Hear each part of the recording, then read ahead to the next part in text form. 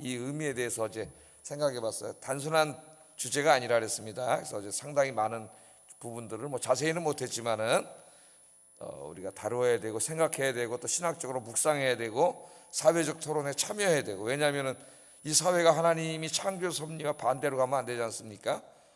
그래서 잠깐 그런 말씀 드렸고, 오늘은 이제 간음하지 말라, 이 말씀에 대해서 좀 생각을 해보겠습니다.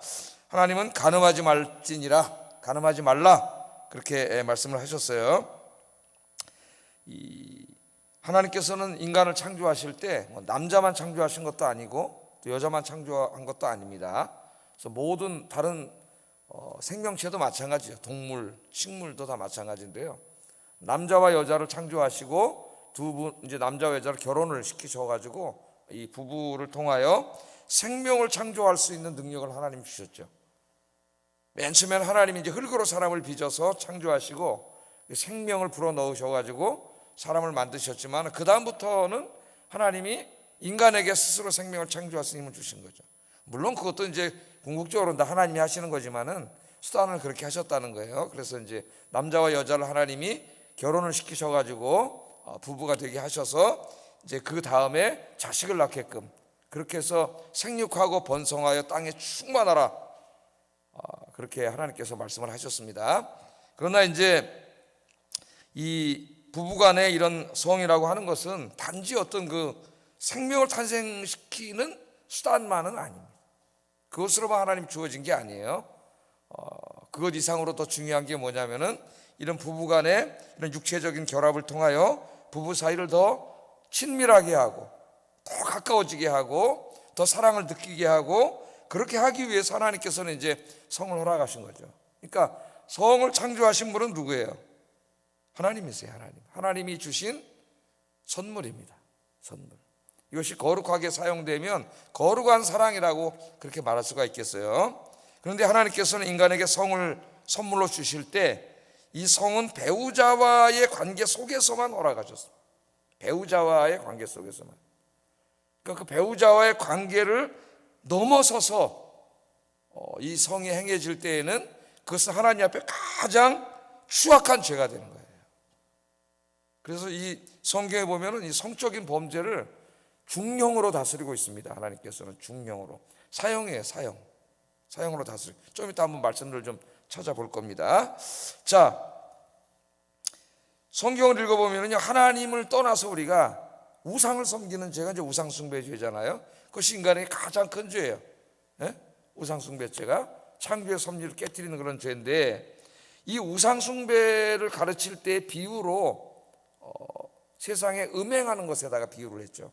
하나님께서 음행죄에다 비유를 했습니다. 우상숭배를.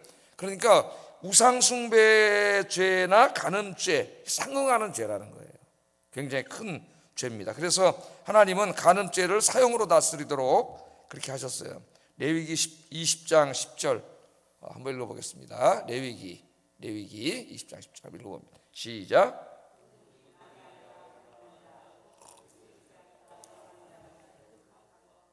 반드시 죽일지니라. 아멘. 레위기 말씀해 보면 누구든지 남의 아내와 간음하는 자, 그 이웃의 아내와 간음하는 자, 반대로도 말할 수가 있겠죠. 남의 남자, 이미 결혼한 사람과 간음하는 자, 그렇게 반대로 말할 수도 있어요. 여기서는 이제 남성 중심으로 말을 했지만은 그것은 이제 간음이라고 이야기를 하는데, 그 간음죄를 진 사람은 반드시 죽일지니라. 반드시 죽일지니라. 그래서 그 예수님 시대에 그 간음한 여인을 붙잡아 와가지고 예수님과 논쟁하는 모습을 보지 않았습니까? 모세율법에 의하면 돌로 때려 죽이라 그랬는데 당신은 어떻게 할 겁니까? 이렇게 물어보잖아요. 이 말씀에 근거해서 예수님이 이제 죄 없는 자가 돌로 쳐라, 그렇게 말씀을 하신 거 여러분 기억이 나시죠? 이 간음죄를 굉장히 엄격하게 다루었어요. 그래서 미국의 한때 이 너무나 거룩한 사람들이 그 리컨스트럭션 무브먼트라는 이런 운동을 일으킨 적이 있습니다. 기독교 운동이 재건주의 운동이라고 우리가 이렇게 알고 있는데, 그게 뭐냐면 미국은 원래 청교도들이 와서 세운 나라예요.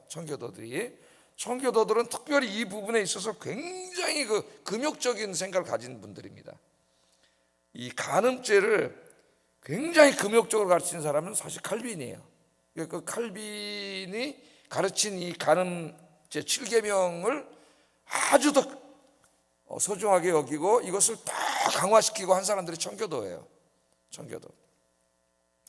자, 그래서 이 청교도들 그 윤리가 나중에 그 여러분 나다니엘 호선에 쓴 주원글씨 같은 거 보면은 한번 간음한 여인을 붙잡아서 영원히 여기다 애덜트, 간음을 상징하는 A자를 써붙여 놓고 평생을 그걸 지고 손가락질하면서 살게 하잖아요. 그것은 이제 청교도의 거룩을 추구하는 것은 우리가 존경할 만하지만 용서가 없고 은혜가 없는 그런 청교도의 어떤 그 바리새인적인 율법 이런 것을 비난하는 그런 책이죠.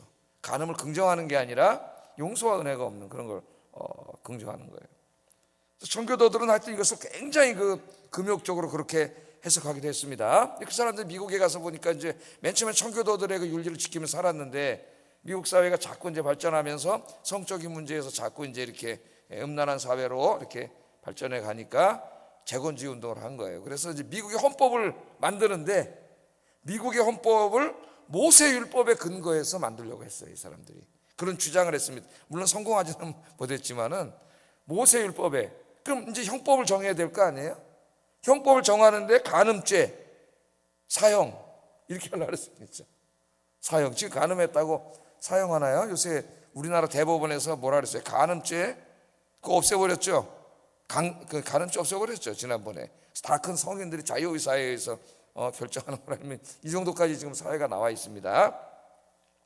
자, 그러나 그런 운동은 이제 율법적인 운동이고 그건 옳은 것은 아니지만은 성경은 그만큼 엄격하게 이것을 했고 또 이걸 정말 금욕적으로 그렇게 문자적으로 적용하려고 하던 사람들도 있었다는 거예요. 그러나 하나님은 이 죄를 크게 다스리는 것은 사실입니다. 왜 중형이 내려졌을까? 간음은 하나님께서 허락하신 가정을 더럽히고 파괴하는 죄일 뿐만 아니라 가정을 창조하신 하나님의 창조 섭리를 파괴하는 거예요. 또 간음죄는 자기 배우자에게 지울 수 없는 상처, 평생 고통을 안겨주는 죄를 짓는 거죠. 자기는 쾌락에 의해서 그렇게 했을지 모르지만 그 상대 배우자를 한번 생각을 해보세요. 평생을 그 자존감의 상처를 입고 버림받았다는 그런 마음속에 고통을 당하면서 사는 거죠. 그래서 하나님이 이것을 큰 죄악으로 다스리고 있습니다. 특별히 우리 율법에서만 그런 게 아니라 히브리서 13장 4절을 읽어보면은 이런 말씀이 있어요. 한번 읽어보겠어요. 시작. 음행하는 자들과 간음하는 자들을 하나님이 심판하시리라. 간음에다 음행이라는 걸 좀 더 확장시켜서 말씀을 하시는데 이 혼인을 귀히 여기라 그랬죠. 하나님께서 사랑하는 남편을 주셨고 또 사랑하는 아내를 주셔서 사랑해서 둘이 결혼을 했지 않습니까? 근데 간음은 그것을 더럽히는 죄예요. 더럽히는 죄. 그래서 이 히브리서 13장 4절의 가르침은 부부가 어떻게 하라는 거예요? 이 간음으로 서로가 다 남편이나 아내나 혼인을 더럽히고 하나님이 거룩하게 하신 가정을 죄로 더럽히지 말고 평생 서로 사랑하면서 살아야 된다고 하는 그것을 가르치는 말씀입니다. 특별히 이제 이 십계명의 말씀을 받았으면서도 이 타락한 인간의 성적인 욕망이 얼마나 이게 강력한지 하나님이 사형이라고 했는데 좀 이따 모압 평지를 지나갈 때 보면 이스라엘 사람들이 여기서 이제 간음죄를 지게 돼요. 집단으로. 그것도 모압 여인들과 이제 간음죄에 빠지게 되죠.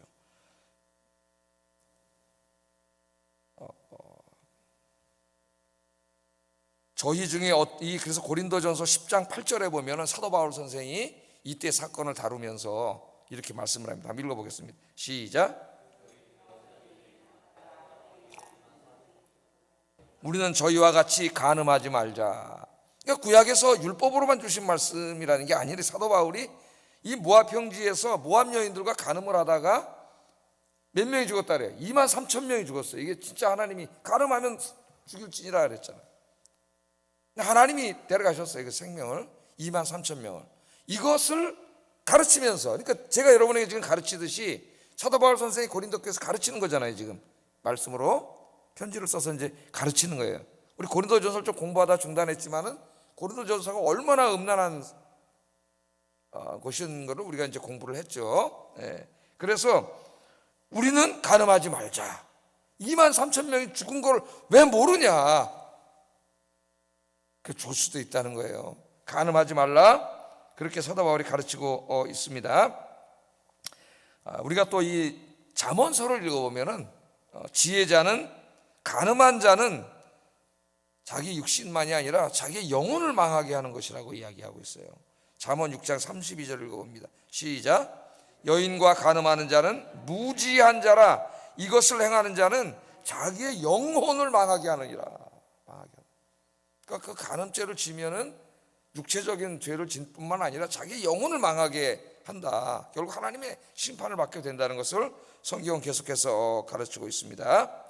자, 그럼에도 불구하고 사람들은 계속해서 이제 간음죄를 져왔어요. 이렇게 하나님께서 사형에 해당한다고 했는데도 계속 간음죄를 져왔습니다. 레위기 2장 24절에 보면은 너는 광야에, 에레미야 2장 24절에 보면 너는 광야에 익숙한 들을 암나귀들이 그들의 성욕이 일어남으로 헐떡거림 같았도다. 그 발전기에 누가 그것을 막으리요? 나귀의 발전기에, 그 동물들 발전기, 그걸 누가 막겠어요? 아무도 막을 수 없는, 부끄러움을 모르고 동물들이 이제 그런 발전기 행하는 것처럼 하나님의 거룩한 형상으로 지음받은 인간들이 그렇게 했다는 거예요. 계속. 근데 이것뿐만 아니라 사람들만 했을 뿐만 아니라 심지어는 선지자들까지 그랬다래요. 계속해서 예레미야 23장 14절 한번 읽어보겠습니다. 시작. 그들은 간음을 행하며, 선지자들까지도 그랬다는 거죠. 하나님은 그 죄를 짓지 말라고, 간음하지 말라, 남의 아내, 남의 남편과 그런 짓을 하지 말라고 하나님께서 그렇게 말씀하시고 그런 자는 사형에 해당한다고 말씀하셨음에도 불구하고 사람들이 마치 발정한 동물처럼 계속 부끄러운 일을 했고 심지어는 선지자까지도 했다는 거죠. 그럼 여러분 지금 이 두 말씀을 오늘 21세기 우리 타락한 인간이 살고 있는 21세기에 한번 적용해 보세요. 얼마나 이 현대 사회, 인간의 사회를 잘 표현하고 있습니까? 두 부분이. 정말 어떤 분은 목회를 잘 해오시다가 제 아는 선배님도 이 죄에 걸려가지고 자기 한평생을 다 망치고 영혼도 망치고 안타까운 모습을 보게 되죠. 타락한 인간에게 엄청난 욕망이 있다는 거예요. 욕망. 그 욕망. 하나님이 이렇게 금지하고 있는데도 그 욕망을 이기지 못하는 거죠. 이 사람들이 타락한 인간, 하나님 떠난 인간에게 가장 강력한 욕구가 식욕과 성욕이라 합니다. 근데 식욕과 성욕은 어떻게 보면은 자연스러운 거죠. 자연스러운 것일 수도 있어요. 그래서 이 에리크 프롬은 이 특별히 성적인 탐욕을 다룰 때 욕구와 욕망을 구분합니다. 잘 보셔야 돼요. 욕구와 욕망. 욕구는 needs, 영어로 needs의 필요. 욕망은 wants, 혹은 더 정확히 말하면 desire, 욕망이죠. 욕망. 이것을 구분해요, 이 사람은. 자, 이 두 가지를 구분하면서 이 성적인 욕구는 생리학적인 정상적인 욕구라고 이야기합니다. 그렇죠? 성적인 욕구는 하나님이 인간으로 태어나게 하신 이상 모든 인간에게는 다 객관적으로 자연적으로 가지고 있는 욕구예요. 그것은 죄가 아닌 거예요. 그게 없을 수가 없는 거죠. 모든 사람이 자연스럽게 하나님께서 그 욕구를 주셨기 때문에 결혼을 하게 되고 또 그것을 서로 친밀감을 더 느끼게 되고 또 새로운 생명도 탄생하게 되고 그런 거지. 그 욕구가 없다면, 식욕이 없다면 굶어 죽는 것이고 성욕이 없다면 생육하고 번성의 땅에 충만할 수 없는 것이에요. 더 깊이 부부간에 사랑할 수 없는 거예요. 그래서 이 욕구는 정상적인 욕구, 하나님이 주신 정상적인 욕구, 선물입니다. 이 욕구의 결말은 만족이에요. 만족. 이건 긍정적인 겁니다. 만족. 예? 그래서 욕구는 죄가 아니고 하나님의 선물이에요. 그러나 욕망이 있습니다. 욕망. 성적인 욕망을 나눴어요. wants. 그 욕망은 탐욕이에요. 탐욕. 욕망의 충족은 쾌락입니다. 그 성적인 욕망, 욕구는 자연적인 거라 그랬죠? 선물이고. 그러나 그 욕망은 탐욕이에요. 그 성적인 탐욕, 욕망, 그거를 추구하면은 그 결과는 만족이 아니에요. 만족은 긍정적인 선물이지만 이거는 쾌락이에요. 쾌락. 그런데 여러분, 쾌락은 어떻게 됩니까? 결코 만족되지 않습니다. 쾌락은 만족되지 않아요. 예? 더 자극적인 쾌락을 요구하고 더 자극적이고 더 자극적인 것을 계속 추구하게 돼요. 그래서 결국은 쾌락의 노예가 됩니다. 쾌락의 노예가 되는 거죠. 그러므로 이 성적인 욕망은 죄예요. 이 경계선을 잘 구분해야 돼요. 하나님이 우리에게 주신 자연스러운 성적인 욕구와 내가 그 욕망, 쾌락을 위해서, 그 결과 목적이 쾌락인 거야. 쾌락을 위해서 그 행위를 하고 추구를 한다면 그것은 죄악이 되는 거예요. 그러나 하나님은 우리에게 자연스러운 욕구는 주신 겁니다. 기도와 말씀으로 이 성에 대한 욕망을 말하는 겁니다. 쾌락적 욕망을 잘 다스리지 못하면 하나님 앞에 망하는 인생이 됩니다. 망하는 인생. 그래서 그 김영규 교수 어제 제가 데칼로그라는 책 독특하다 그랬죠. 그 책이 이제 존재론적인 입장에서 십계명을 쓰고 있는데 아주 독특합니다. 이분이 시, 문학, 철학 이런 걸 공부한 분인데 신학과 상당히 그 새로운 이야기가 많아요. 이 7계명을 주신 목적을 이분이 이렇게 말을 했습니다. 자신의 백성을 자신의 백성을 이 종된 땅 애굽에서 구출하여 자유를 부여했던 하나님은 그들을 이러한 자기 파괴적 성적 탐욕으로부터 해방시켜 자유롭게 하려고 7계명을 주셨다. 이렇게 이 사람은 쓰고 있어요. 그러니까 간음하지 말라, 그 말이 하나님이 우리에게 주신 자연스러운 어떤 그 성적인 욕구, 그래서 그 부부 가정 안에 결혼 안에서 행해지는 거룩한 그걸 하지 말고 그걸 부정적으로 여기는 게 아니고, 이 성적인 탐욕, 욕망, 쾌락, 이것을 추구해서 스스로 자기를 파괴시키는, 하나님의 형상을 파괴시키고 존재를 파괴시켜서 짐승처럼 만드는 그런 자기 파괴적인 삶을 살지 못하게 하려고 하나님이 계명을 주셨다는 거예요. 상당히 깊이 있게 묵상을 했고 상당히 말씀이 중요한 말씀이라고 생각합니다. 그 간음이 하나님이 주신 그 성이 선물로서 정당한 욕구로서 사용되는 것이 아니라 그것이 이제 잘못된 길로 빠져서 탐욕과 욕망으로 빠져가지고 계속 쾌락을 추구하기 위해서 그 성적인 곳으로 계속 가다 보면 이것은 쾌락은 만족되지 않아요. 바닷물과 같아서 먹으면 먹을수록 어떻게 돼요? 쾌락은 이 바닷물은 계속 또 갈증이 나는 것처럼 계속 또 탐욕적으로 빠져서 더 자극적인 것으로 가가지고 결국은 그냥 자기 파멸의 길로 가는 거죠. 예? 인간이 타락한 이후에 하나님 걸 너무나 잘 알기 때문에 하나님이 그렇게 빠지지 않고 하나님이 주신 자유 안에서 행복을 누리며 자기 아내와 남편과 함께 행복하게 살려고 이 계명을 주셨다는 거예요. 계명을 주셨다.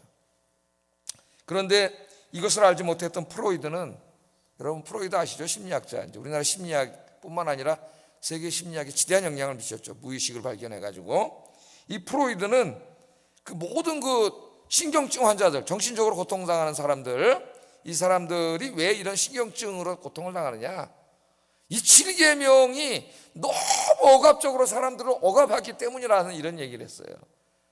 그래서 오늘 이 사람이 영향을 받은 사람이 옛날에 그 연세대학교 돌아가셨지만 국문학과 교수였던 마광수 교수 같은 사람, 그래서 이제 막 그런 주장을 피지 않습니까? 그래서 청교도들이 그 당시에 청교도 윤리가 지배할 때니까 그 청교도 윤리가 너무 금욕적으로 이것을 막 사람들을 억압하기 때문에, 성을 억압하기 때문에 신경증, 노이로제에 걸렸다는 거예요, 사람들이. 그러나 오늘 어떻습니까? 21세기에 그 어느 시대보다도 성이 개방되고 자유로운 시대에 우리가 살고 있는데 그때보다 몇십 배의 신경증 환자들이 더 많아졌어요. 그래서 프로이드는 틀렸다는 것을 우리 경험이 보여주고 있습니다. 하나님의 말씀이 맞았다는 걸 보여주고 있는 것이죠. 자, 우리 예수님께서는 어떻게 가르치셨느냐? 이 간음에 대한 계명을 더 엄격하게 가르쳤어요. 더 엄격하게. 행위만이 아니라 자기 마음에 품는 것까지도 포함시켰습니다. 우리 예수님은 마태복음 5장 27절 28절 한번 읽어보겠습니다. 시작. 여자를 보고 음욕을 품는 자마다 마음에 이미 간음하였느니라. 여기 남성 위주로 기록했지만 반대도 다 해당됩니다. 남자를 보고 음욕을 품는 자도 이미 간음하였느니라, 이렇게 말씀을 했어요.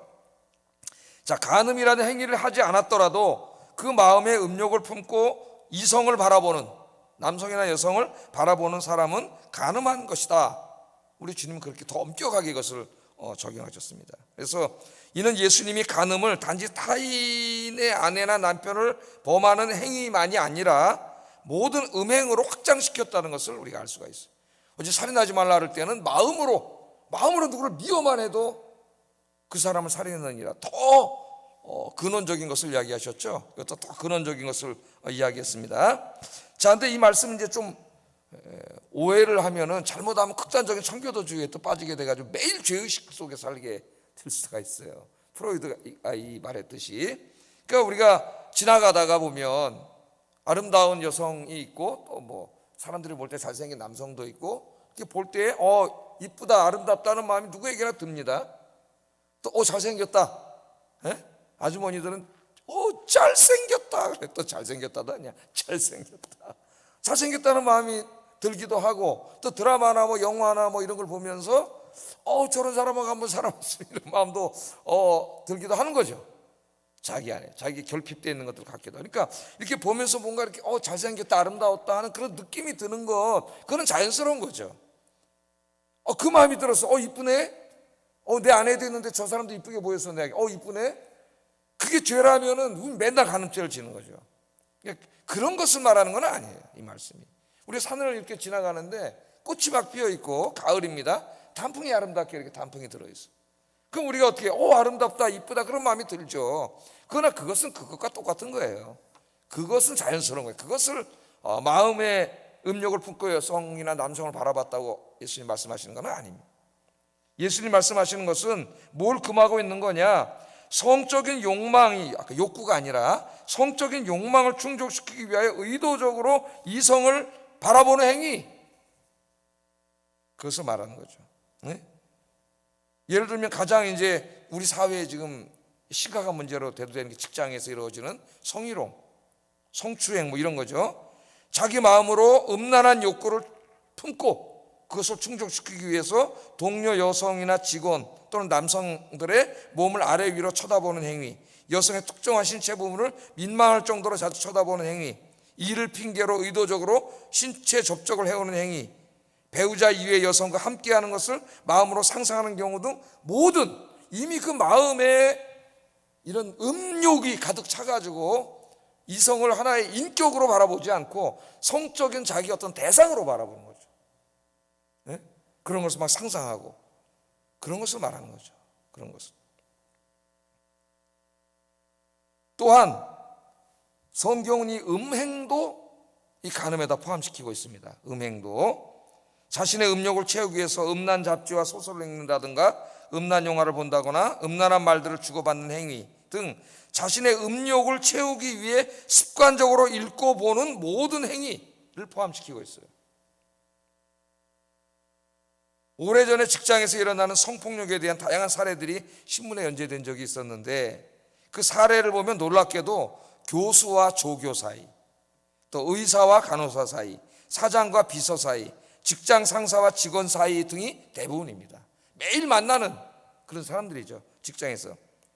자, 이 사람들이 처음에 자기와 함께하는 이성들을 보고 누구나 느낄 수 있는 매력을 느꼈을 거예요. 그냥 잘생겼네, 이쁘네, 그랬을 거예요.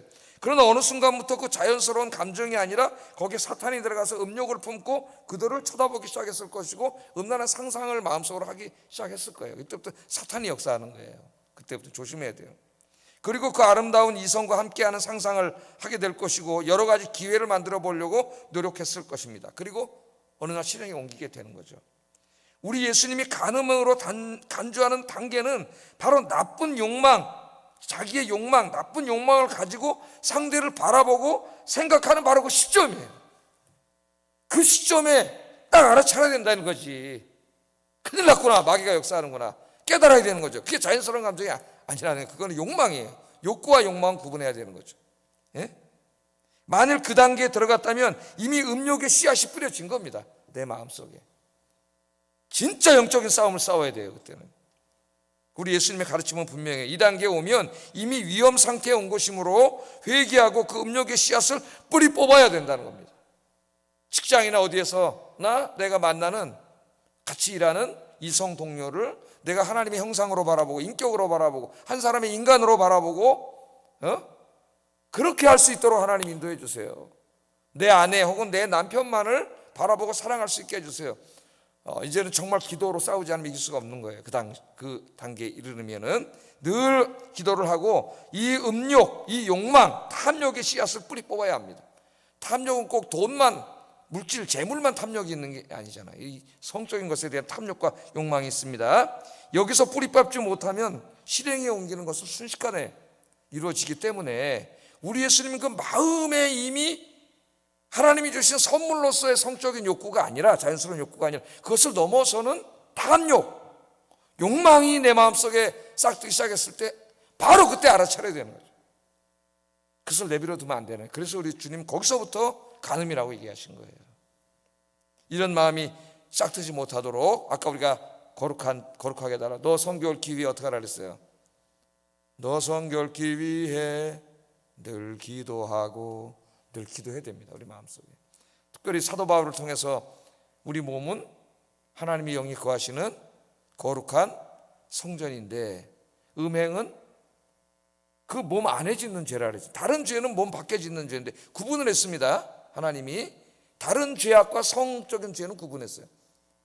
그래서 간음과 같은 죄는 몸 안에다 짓는 죄야.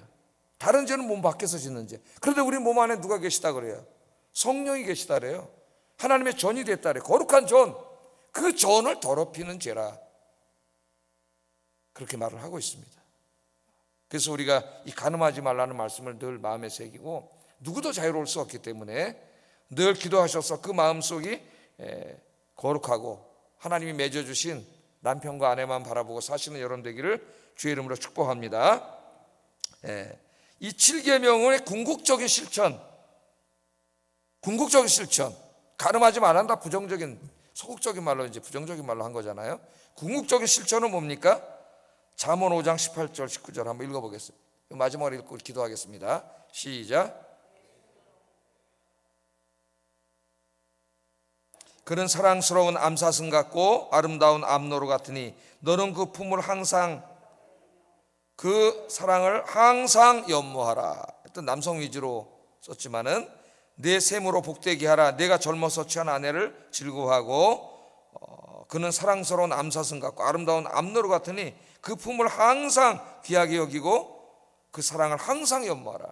남편에게 그렇게 이야기했습니다. 아내들에게는 반대로 여기 남편을 집어넣으면 돼요. 남편을 집어넣으면 하나님이 짝져 주신 짝이잖아요. 그래서 늘 사랑하고 늘 연모하고 그렇게 살아라고 가르치는 성경이 어떤 성경이에요? 아가서죠. 아가서를 한번 제가 강해 설교를 해야 되는데 아가서를 제가 강해 설교한 적은 없는 것 같아요. 이 아가서 솔로몬과 술람미 여인의 그 만남을 통해서 하나님 부부간에 서로 변함없이 사랑하고 사는 것이 얼마나 귀한 것이고 하나님이 그것을 얼마나 기뻐하시는가를 가르쳐주죠. 또한 그 남편과 아내와의 사랑을 통해서 주님과 우리와의 영적인 사랑을 또 상징적으로 보여주기도 합니다. 아가서의 말씀이. 아가서를 여러분 읽다 보면은 앞부분에 어떻게 나오는지 아세요? 막 이제 결혼을 해가 젊었을 때 자기 아내를 바라보는 모습이 나오는데 진짜 그 머리끝부터 발끝까지를 쫙 자기 아내에 대한 쫙 이제 품평을 해요. 머리부터 정수리부터 해가지고 아래부터 내려가면서 발끝까지. 어떤 가수가 노래 불렀듯이 머리끝부터 뭐죠? 발끝까지가 사랑스러워. 딱 그거예요. 머리끝부터 발까지가 사랑스러워. 그리고 이제 아가서를 다 끝날 때쯤 보면은 이제는 그때는 결혼해가지고 진짜 저도 30년이 지났는데 30년 이상이 지나가지고 이제 이렇게 중년 노년 부부가 돼서 자기 아내를 바라보는 거예요. 그때는 거꾸로 바라봅니다. 발끝부터 머리끝까지. 그런데 변함이 없어요. 변함이. 참 놀랍죠? 인간은 변하잖아요. 젊음을 추구하는데 변함이 없어요. 그래서 그 막 젊어서 눈이 뭐 씌웠듯이 사랑하던 그 배우자의 모습을 죽을 때까지 함께 그렇게 살으라는 것이 하나님의 뜻이에요. 오늘 이 말씀처럼 간음하지 말라의 궁극적인 시련은 하나님이 맺어주신 남편과 아내 서로 변함없이 서로 바라보면서 연모하면서 살라는 말씀입니다. 여러분의 가정이 이렇게 행복해지기를 주의 이름으로 축복합니다. 또 우리 권사님 오래전에 혼자 되셔가지고 이제 이렇게 사시는 우리 권사님 집사님들은 누구를 신랑 삼아 살아야 돼? 우리 주님을 신랑 삼아서. 누가복음에 나오는 안나 선지자처럼 결혼한 지 7년 만에 과부가 돼가지고 어떻게 했어요? 그 다음에 성전에 들어와서 나머지 평생을 주님 전에 자기 것을 바치고 주님을 신랑 삼아 살다가 메시아를 만나고 메시아를 낳는 복을 받았는데, 우리 누님은 이제 제 누님은 결혼을 하지 않으시고 65세가 되셨는데 어떤 하나님 앞에 깨끗하고 거룩하고 순결한 처녀로 살다가 주님 앞에 가시겠다 그래요.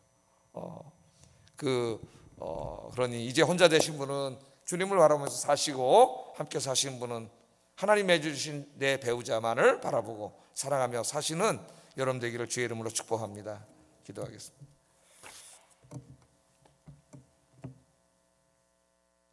자, 오늘 세 가지 기도 제목 저기 앞에 보세요. 하나님께서 허락하신 배우자를 아끼고 사랑하며 하나님께서 보시기에 아름다운 가정을 이루게 하소서 기도하시고, 내 마음에 음란이 싹트지 않도록 늘 기도와 말씀으로 자신의 속사람을 거룩하게 하게 하소서. 세 번째, 내 주변에 음란을 조장하는 모든 것들을 멀리하게 하소서 기도하겠습니다.